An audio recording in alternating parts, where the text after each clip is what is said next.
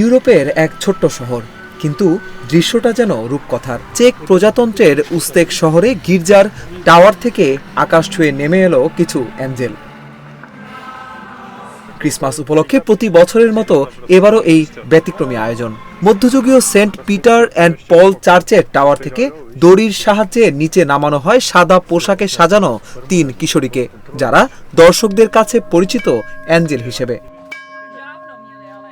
আয়োজক লিবর উহলিক জানান, ভেনিসে কাজ করার সময় আমি গির্জা থেকে কাঠের অ্যাঞ্জেল নামার এক দৃশ্য দেখেছিলাম। তখনই ভাবি, উস্তেকেও যদি সত্যিকারের অ্যাঞ্জেল নামানো যায়।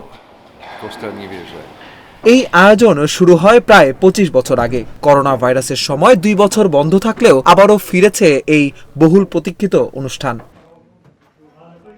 অ্যাঞ্জেল নামানোর এই পুরো দায়িত্বে থাকেন অভিজ্ঞ পর্বতারোহীরা। তাদের একজন টমাস মেলেন বলেন, প্রতিবারই আমরা চিন্তিত থাকি যাতে কোনো দুর্ঘটনা না ঘটে।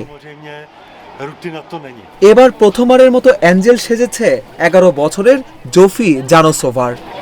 সে বলে, উপরে খুব ভয় লাগছিল, কিন্তু নিচে নেমে শিশুদের হাসি দেখে সব ভয় কেটে গেছে। দিনের আলো থেকে রাত, হাজারো দর্শকের ভিড়ে আলো ঝলমলে উস্তেক শহর। এক রূপকথার মতো মুহূর্ত, যা প্রতি বছরই নতুন করে প্রাণ পায় এই উৎসবের মৌসুমে।